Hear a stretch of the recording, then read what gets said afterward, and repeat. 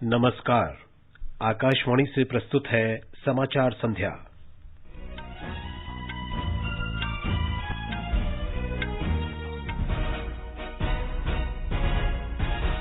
प्रधानमंत्री ने कोरोना संक्रमण से निपटने के लिए दवाई भी कड़ाई भी का मंत्र दोहराया।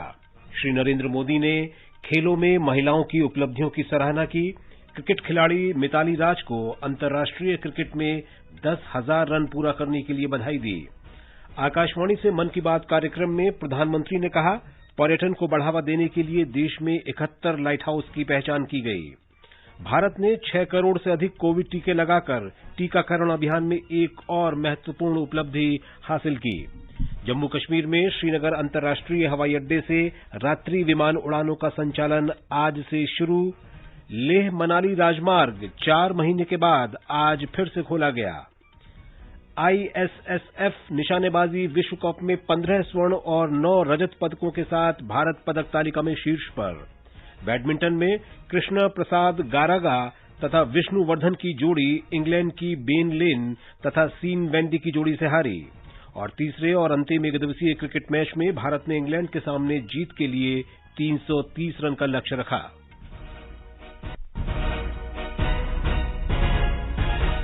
समाचार संध्या में धर्मेंद्र के साथ मैं विशाल शर्मा।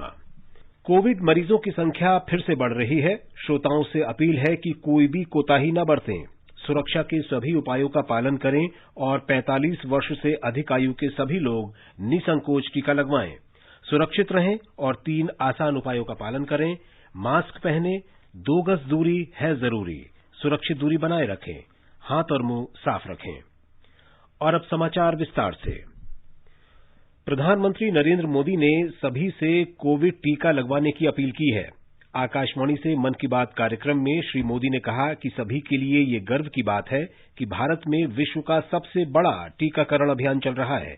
उन्होंने कहा कि 100 वर्ष से अधिक उम्र के बहुत से लोगों ने टीके लगवाए हैं और घर के बुजुर्गों में टीके के प्रति उत्साह स्पष्ट रूप से नजर आता है। श्री मोदी ने कहा कि सभी को कोरोना से लड़ने का मंत्र याद रखना चाहिए कि दवाई भी कड़ाई भी।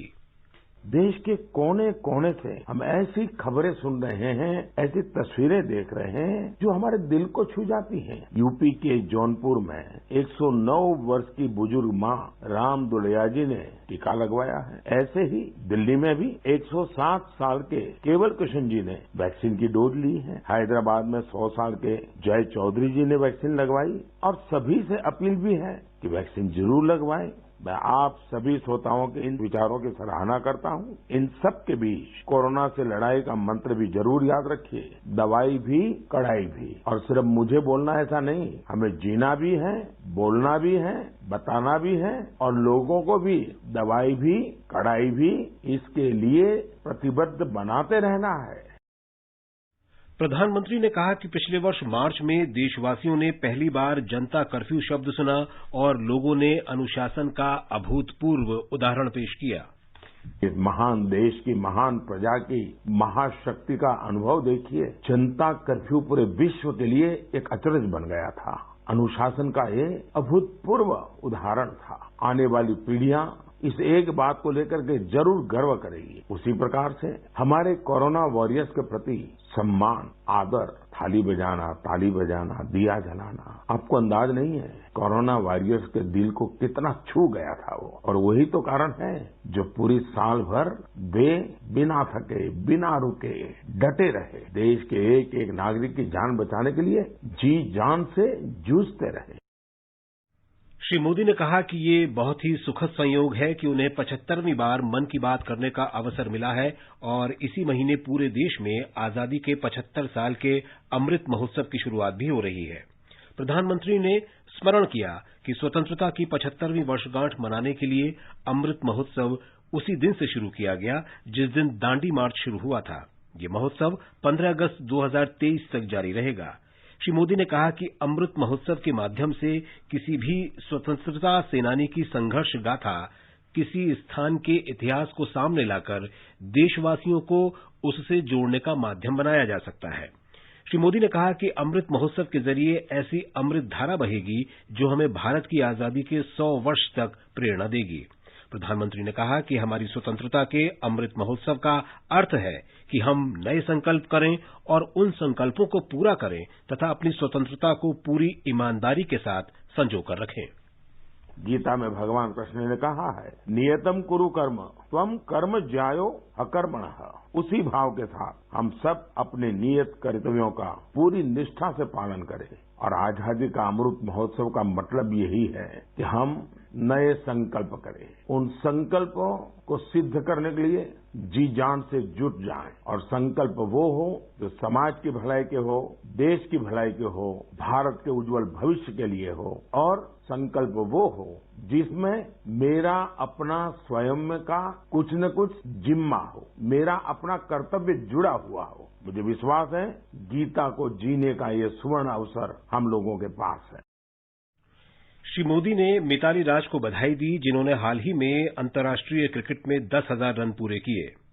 मिताली जी हाल ही में अंतर्राष्ट्रीय क्रिकेट में 10,000 रन बनाने वाली पहली भारतीय महिला क्रिकेटर बनी है। उनकी इस उपलब्धि पर बहुत बहुत बधाई। वनडे इंटरनेशनल में 7,000 रन बनाने वाली भी वो अकेली अंतर्राष्ट्रीय महिला खिलाड़ी है। महिला क्रिकेट के क्षेत्र में उनका योगदान बहुत शानदार है। श्री मोदी ने कहा कि आज देश की बेटियां हर क्षेत्र में अपनी पहचान बना रही हैं। पीवी सिंधु जी ने BWF Swiss open super 300 tournament में सिल्वर मेडल जीता है। आज एजुकेशन से लेकर एंटरप्रेन्योरशिप तक, आर्म्ड फोर्सेस से लेकर साइंस एंड टेक्नोलॉजी तक हर जगह देश की बेटियां अपनी अलग पहचान बना रही हैं। प्रधानमंत्री ने कहा कि कृषि क्षेत्र में रोजगार के नए अवसर पैदा करने और किसानों की आय बढ़ाने के लिए परंपरागत कृषि के साथ ही नए विकल्पों को अपनाना भी जरूरी है। जीवन के हर क्षेत्र में नयापन, आधुनिकता अनिवार्य होती है, वरना वही कभी कभी हमारे लिए बोझ बन जाती है। भारत के कृषि जगत में आधुनिकता ये समय की मांग है। बहुत देर हो चुकी है, हम बहुत समय गंवा चुके हैं। एग्रीकल्चर सेक्टर में रोजगार के नए अवसर पैदा करने के लिए, किसानों की आय बढ़ाने के लिए परंपरागत कृषि के साथ ही नए विकल्पों को, नए नए इनोवेशंस को अपनाना भी उतना ही जरूरी है। प्रधानमंत्री ने कहा कि मधुमक्खी पालन देश में शहद क्रांति या मीठे आंदोलन का आधार बना रहा है।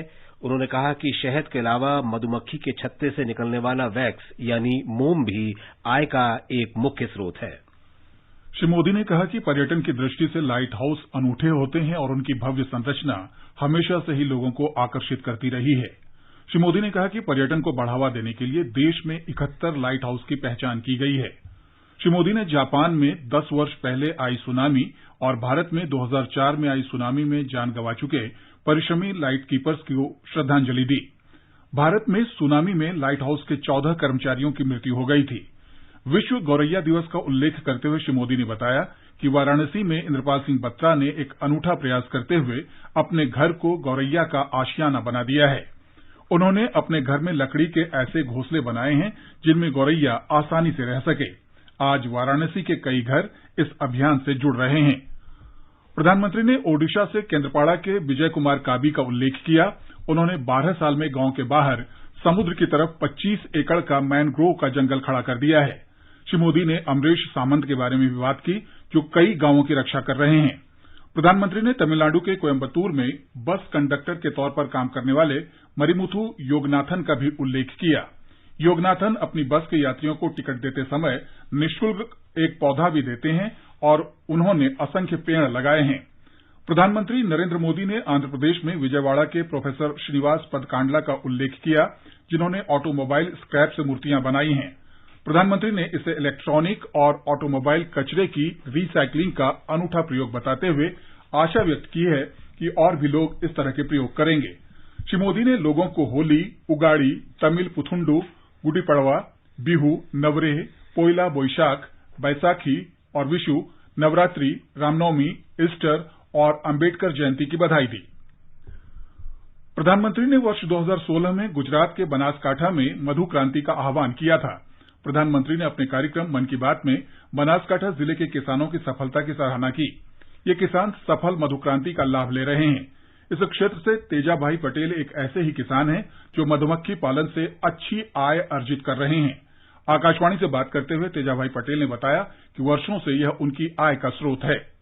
2016 में मैंने बनास डेयरी का कॉन्टेक्ट किया और बाद में खादी ग्राम उद्योग के माध्यम से तालीम लिया। उस तालीम से हमको 10-10 बक्से दिए गए। उस 10 बक्से के बाद हमने वो खेती चालू की। तो उसके बाद मैंने सरकार के कृषि सहाय से 50 बक्से लिए और 2016 से चालू किया और अगले साल मैंने 29 लाख शहद बनास डेयरी में भरवाया। उसी हिसाब से इस साल मैंने महीने पहले 1000 बक्से और लाए हैं। अगले साल मेरे को 1 करोड़ की आमदनी होने वाली है। हमारे कृषि के जो पाक होते हैं उसमें उससे बहुत बढ़ोतरी होती है। 10 से 25% तक उत्पादन बढ़ जाता है और किसान को जहाँ पर हमारे बक्से रहते हैं वहाँ पर दवाई भी डालनी नहीं पड़ती। ये समाचार हमारी वेबसाइट newsonair.com/hindi और हमारे mobile app news on AIR पर भी उपलब्ध हैं।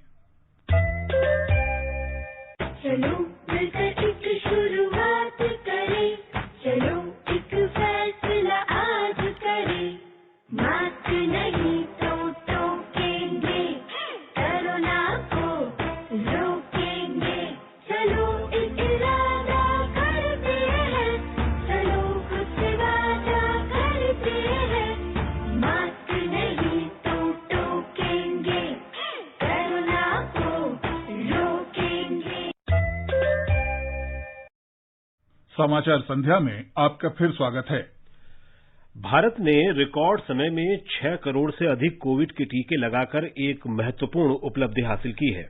विश्व में सबसे बड़े टीकाकरण अभियान के तहत कल देश में 21.5 लाख से ज्यादा लोगों को टीके लगाए गए। केवल 71 दिन में देश भर में अब तक 6 करोड़ 2,69,000 टीके लगाए जा चुके हैं।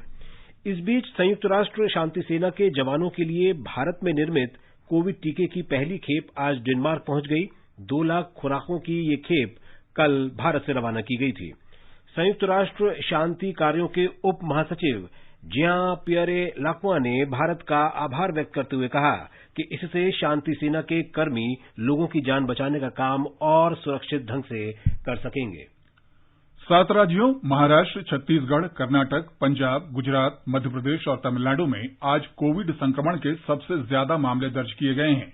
केंद्रीय स्वास्थ्य मंत्रालय ने बताया कि इन राज्यों में पिछले 24 घंटे के दौरान कुल मामलों में से 81.46% मामले सामने आए हैं। महाराष्ट्र में सर्वाधिक 35,726 कोविड संक्रमण के मामले सामने आए हैं। इसके बाद छत्तीसगढ़ में संक्रमण के 3,162 और कर्नाटक में 2,886 नए मामले दर्ज किए गए हैं। केंद्रीय स्वास्थ्य सचिव ने कोविड संक्रमण से सर्वाधिक प्रभावित 12 राज्यों के प्रधान सचिवों और स्वास्थ्य और परिवार कल्याण सचिवों तथा 46 जिलों के जिला कलेक्टरों और निगमायुक्तों के साथ कल रात उच्च स्तरीय समीक्षा बैठक की। इन राज्यों में महाराष्ट्र, गुजरात, हरियाणा, तमिलनाडु, छत्तीसगढ़, मध्य प्रदेश, पश्चिम बंगाल, दिल्ली, जम्मू कश्मीर, कर्नाटक, पंजाब और बिहार शामिल हैं। पिछले 24 घंटे के दौरान देश में कोविड संक्रमण से 312 व्यक्तियों की मृत्यु हुई है। इनमें 6 राज्यों की हिस्सेदारी 82.69% है।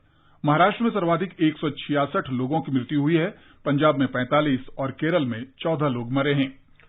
महाराष्ट्र में कोविड-19 के संक्रमण के बढ़ते मामलों की संख्या और इससे हो रही मृत्यु की दर में वृद्धि ने राज्य प्रशासन की चिंताएं बढ़ा दी हैं।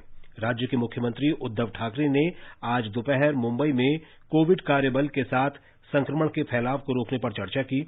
उन्होंने लगातार अपील के बावजूद लोगों द्वारा मास्क नहीं पहनने और सार्वजनिक स्थलों तथा समारोह में सुरक्षित दूरी नहीं बनाए रखने पर असंतोष व्यक्त किया।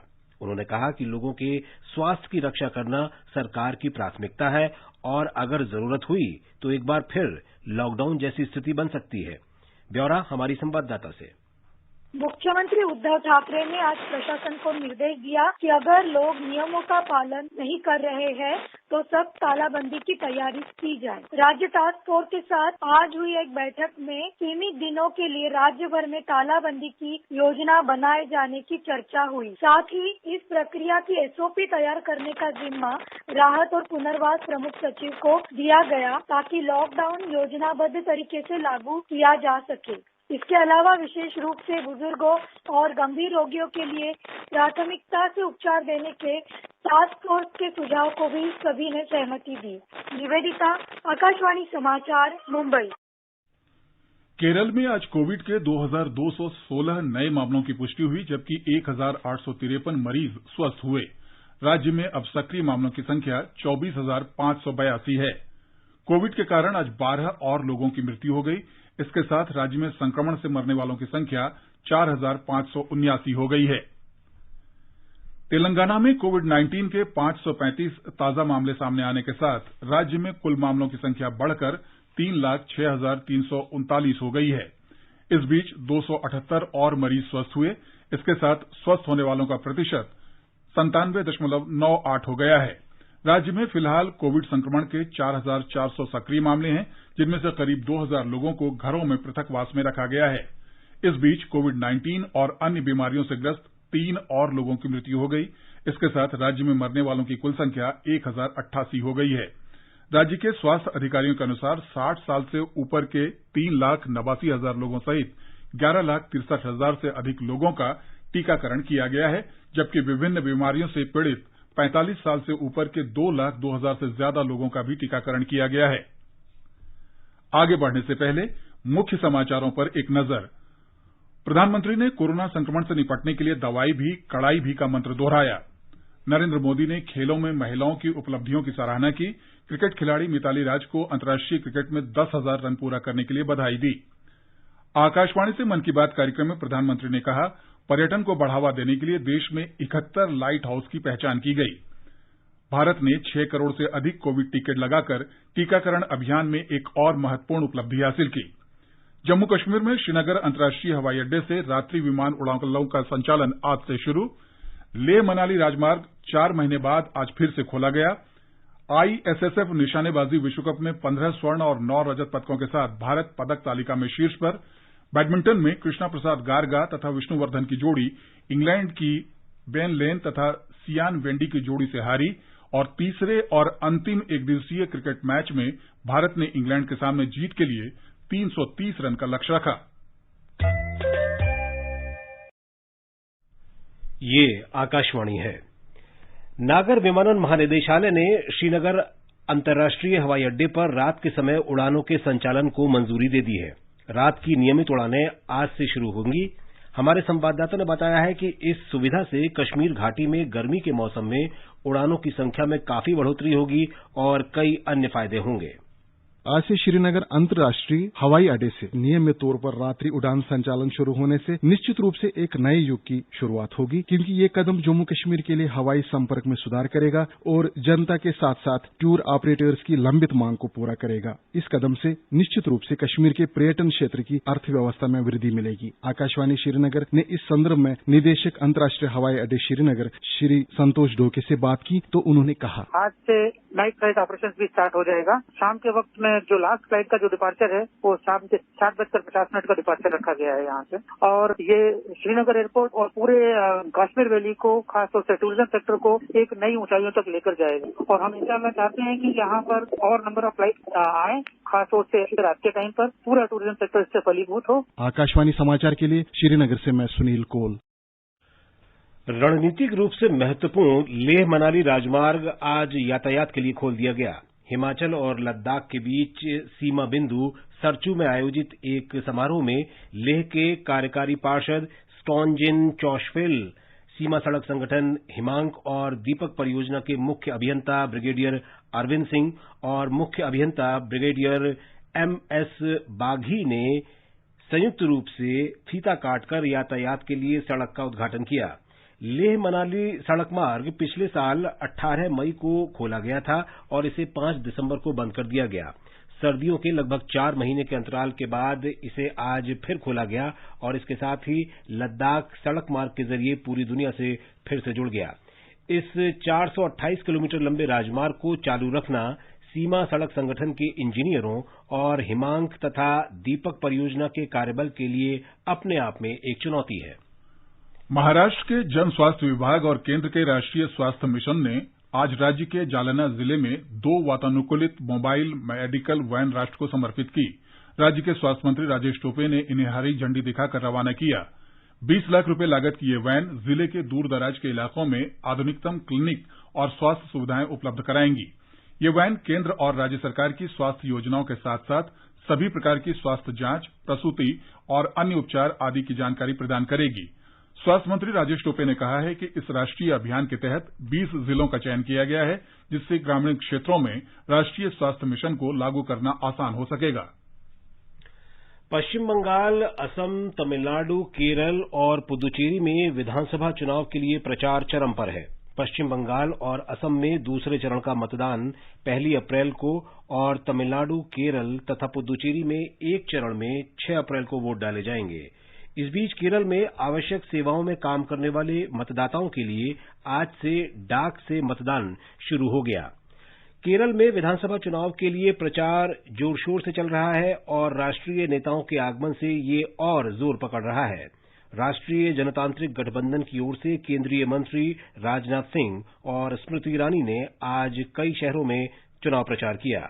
एलडीएफ की ओर से मार्क्सवादी कम्युनिस्ट पार्टी के महासचिव सीताराम येचुरी और पोलित ब्यूरो सदस्य बृंदा करात ने तिरुवनंतपुरम जिले के कई स्थानों पर जनसभाएं की। एलडीएफ के पक्ष में राष्ट्रवादी कांग्रेस पार्टी के प्रफुल्ल पटेल ने भी चुनाव प्रचार किया।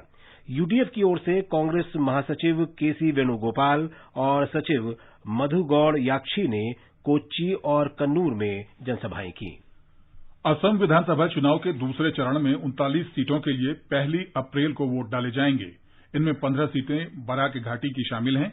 हमारे संवाददाता ने बताया कि सभी राजनीतिक दलों ने प्रचार अभियान तेज कर दिया है। बराक घाटी में अब चुनाव प्रचार के लिए 2 ही दिन बचे हैं और इसी बीच होली भी है। फिर भी सभी पार्टियां मतदाताओं तक अपनी बात पहुंचाने के लिए जी जान लगाकर डटी हैं। सत्तारूढ़ और विपक्षी गठबंधनों के बीच घाटी में सीधा मुकाबला है। हालांकि एक सीट पर दोनों गठबंधनों के घटक मैत्री संघर्ष में भी हैं। मुख्यमंत्री सर्बानंद सोनोवाल, कांग्रेस नेता सचिन पायलट, नेडा प्रमुख हिमंत बिस्वा शर्मा और एआईयूडीएफ प्रमुख बदरुद्दीन अजमल ने आज घाटी के अलग अलग हिस्सों में ताबड़तोड़ रैलियों और रोड शो में भाग लिया। दूसरी तरफ स्वतंत्र और निष्पक्ष चुनाव कराने के साथ साथ मतदान प्रतिशत बढ़ाने के लिए प्रशासन ने भी कमर कस ली है। मतदाता जागरूकता पर केंद्रित रंगोली, नौका दौड़ और पतंग प्रतियोगिता आदि का आयोजन कर मतदाताओं को अधिक से अधिक संख्या में मतदान के लिए प्रोत्साहित किया जा रहा है। रितेश पाठक, आकाशवाणी समाचार, सिलचर, असम। भारतीय जनता पार्टी के वरिष्ठ नेता और केंद्रीय गृह मंत्री अमित शाह ने भरोसा जताया है कि भाजपा पश्चिम बंगाल में विधानसभा चुनाव जीतेगी और असम में सत्ता बरकरार रखेगी। नई दिल्ली में आज संवाददाताओं से बातचीत में श्री शाह ने कहा कि पश्चिम बंगाल में भाजपा कल हुए पहले चरण के चुनाव में 30 में से 26 से ज्यादा सीटें जीतेगी। इसी तरह असम के पहले चरण के चुनाव में पार्टी 47 में से 37 से अधिक सीटों पर कब्जा करेगी। उन्होंने कहा कि पश्चिम बंगाल और असम में मतदान प्रतिशत जनता का उत्साह दर्शाता है। श्री शाह ने कहा कि पार्टी पश्चिम बंगाल में 294 में से 200 से अधिक विधानसभा क्षेत्रों में जीत दर्ज करेगी और असम में उसकी सीटों में वृद्धि होगी। भाजपा नेता ने कहा कि बहुत लंबे अरसे के बाद पश्चिम बंगाल में चुनाव प्रक्रिया बिना किसी हिंसा के हो रही है। उन्होंने कहा कि असम और पश्चिम बंगाल में शांतिपूर्ण मतदान आने वाले दिनों के लिए सकारात्मक संकेत हैं। केंद्रीय अन्वेषण ब्यूरो सीबीआई ने दिल्ली में एक फरार आरोपी को गिरफ्तार किया है। इसे रियाद से भारत भेजा गया है। ये आरोपी चेन्नई में दर्ज 5 मामलों में शामिल है। इस आरोपी के खिलाफ सीबीआई ने इंटरपोल के जरिए रेड नोटिस जारी किया था। इस आरोपी को सऊदी अरब में तलाशा गया और इसे इंटरपोल की मदद से भारत लाया गया है। म्यांमार में सैन्य सरकार के खिलाफ विरोध प्रदर्शन के दौरान 90 से अधिक लोगों की हत्या होने की वैश्विक स्तर पर कड़ी निंदा की गई है। 12 देशों के रक्षा मंत्रियों ने इस सैन्य कार्रवाई की भर्त्सना की है। अमेरिका ने इस कार्रवाई को म्यांमार में सुरक्षा बलों का आतंक करार दिया है। म्यांमार में पिछले दिनों तख्ता पलट के बाद सबसे घातक कार्रवाई है। सैन्य कार्रवाई में मारे गए इन लोगों का सुबह अंतिम संस्कार किया गया, जिसमें सुरक्षा बलों ने बाधा डालने का प्रयास किया। म्यांमार में 1 फरवरी को हुए तख्ता पलट के बाद 400 से अधिक प्रदर्शनकारी मारे गए हैं। ब्रिटेन समेत 12 देशों के रक्षा प्रमुखों ने एक संयुक्त बयान जारी कर सेना की हिंसक कार्रवाई की निंदा की। इस बयान पर अमेरिका, जापान और ऑस्ट्रेलिया के भी हस्ताक्षर हुए हैं। बयान में कहा गया है कि सेना को अंतर्राष्ट्रीय मानकों का पालन करना चाहिए और लोगों को नुकसान पहुंचाने की बजाय उनका संरक्षण करना चाहिए। पुणे में तीसरे और अंतिम एकदिवसीय अंतर्राष्ट्रीय क्रिकेट मैच में भारत ने इंग्लैंड को जीत के लिए 330 रन का लक्ष्य दिया है। भारतीय टीम 48 ओवर और 2 गेंदों में 329 रन ही बना सकी।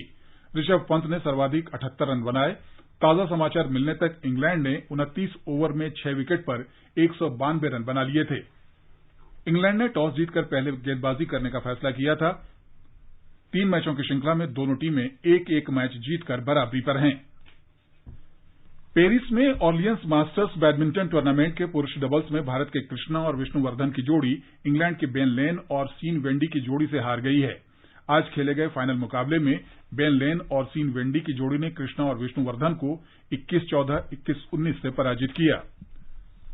दिल्ली में निशानेबाजी विश्व कप में आज भारत की महिला और पुरुष टीमों ने ट्रैप स्पर्धाओं में स्वर्ण पदक अपने नाम किए। श्रेयसी सिंह, मनीषा कीर और राजेश्वरी कुमारी की भारतीय टिकड़ी ने फाइनल में कजाकिस्तान को 3-0 से हराया। वहीं पुरुषों की ट्रैप टीम स्पर्धा में कियान चेनाई, पृथ्वीराज टोंडीमन और लक्ष्य की टीम ने स्लोवाकिया को हराकर भारत के लिए स्वर्ण पदक जीता। भारत 15 स्वर्ण, 9 रजत और 6 कांस्य पदक सहित 30 पदकों के साथ तालिका में शीर्ष पर है। और अब एक नजर कल के मौसम पूर्वानुमान पर। राष्ट्रीय राजधानी दिल्ली में आसमान आमतौर पर साफ रहेगा। तापमान 19 से 38 डिग्री सेल्सियस के बीच रहेगा। मुंबई में भी आसमान साफ रहेगा। न्यूनतम तापमान 22 और अधिकतम 36 डिग्री सेल्सियस रहने का अनुमान है। चेन्नई में आंशिक रूप से बादल छाए रहने की संभावना है। तापमान 25 और 33 डिग्री सेल्सियस रहने के आसार हैं। कोलकाता में आंशिक रूप से बादल छाए रहेंगे और गरज के साथ हल्की बारिश हो सकती है। न्यूनतम तापमान 26 और अधिकतम 37 डिग्री सेल्सियस रहने की उम्मीद है। श्रीनगर में बादल छाए रहेंगे और हल्की बारिश हो सकती है। तापमान 12 और 17 डिग्री सेल्सियस रहने की संभावना है। जम्मू में आमतौर पर आसमान साफ रहेगा। दोपहर बाद या शाम को आंशिक रूप से बादल छाए रहने की संभावना है। न्यूनतम तापमान 18 और अधिकतम 31 डिग्री सेल्सियस रहने के आसार हैं। लेह में बादल छाए रहेंगे। न्यूनतम तापमान 0 से 1 डिग्री नीचे और अधिकतम तापमान 11 डिग्री सेल्सियस रहने की संभावना है। गिलगित में आमतौर पर बादल छाए रहेंगे। तापमान 6 से 23 डिग्री सेल्सियस के आसपास रहेगा। मुजफ्फराबाद में गरज के साथ बारिश हो सकती है। न्यूनतम तापमान 12 और अधिकतम तापमान 22 डिग्री सेल्सियस के बीच रहेगा। गुवाहाटी में सुबह के समय आंशिक रूप से बादल छाए रहेंगे। शाम को या रात को तेज आंधी और गरज के साथ बारिश की संभावना है। न्यूनतम तापमान 18 और अधिकतम तापमान 33 डिग्री सेल्सियस रहने के आसार हैं। समाचार कक्ष से मैं शिव प्रकाश मिश्र। होली का त्योहार देश भर में परंपरागत हर्षोल्लास के साथ मनाया जा रहा है। बुराई पर अच्छाई की जीत का प्रतीक ये पर्व समाज के सभी वर्गों में बिना किसी भेदभाव के समानता और भाईचारे का संदेश देता है। पौराणिक आख्यान के अनुसार भक्त प्रहलाद को उसके पिता असुर हिरण्यकश्यपु की बहन होलिका ने अग्नि में जलाने की चाल चली थी, लेकिन भगवान विष्णु की कृपा से प्रहलाद सुरक्षित बच गया और स्वयं होलिका जल गई। ये समाचार आकाशवाणी से प्रसारित किए जा रहे हैं। ताजा समाचार जानने के लिए आप हमारे Twitter handle @AIR News Hindi को फॉलो कर सकते हैं।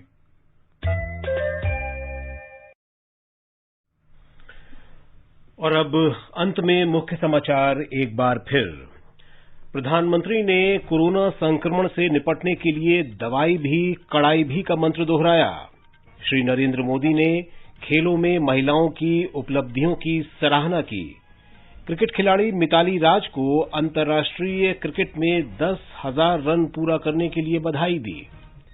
आकाशवाणी से मन की बात कार्यक्रम में प्रधानमंत्री ने कहा, पर्यटन को बढ़ावा देने के लिए देश में 71 लाइट हाउस की पहचान की गई। भारत ने 6 करोड़ से अधिक कोविड टीके लगाकर टीकाकरण अभियान में एक और महत्वपूर्ण उपलब्धि हासिल की। जम्मू कश्मीर में श्रीनगर अंतर्राष्ट्रीय हवाई अड्डे से रात्रि विमान उड़ानों का संचालन आज से शुरू। लेह मनाली राजमार्ग 4 महीने के बाद आज फिर से खोला गया। ISSF निशानेबाजी विश्व कप में 15 स्वर्ण और 9 रजत पदकों के साथ भारत पदक तालिका में शीर्ष पर। बैडमिंटन में कृष्णा प्रसाद गारगा तथा विष्णुवर्धन की जोड़ी इंग्लैंड की बेन लेन और सीन वेंडी की जोड़ी से हारी। और तीसरे और अंतिम एकदिवसीय क्रिकेट मैच में भारत ने इंग्लैंड के सामने जीत के लिए 303 रन का लक्ष्य रखा। ताजा समाचार मिलने तक इंग्लैंड ने 29 ओवर में 6 विकेट पर 192 रन बनाए। इसके साथ ही समाचार संध्या का ये अंक समाप्त हुआ। नमस्कार।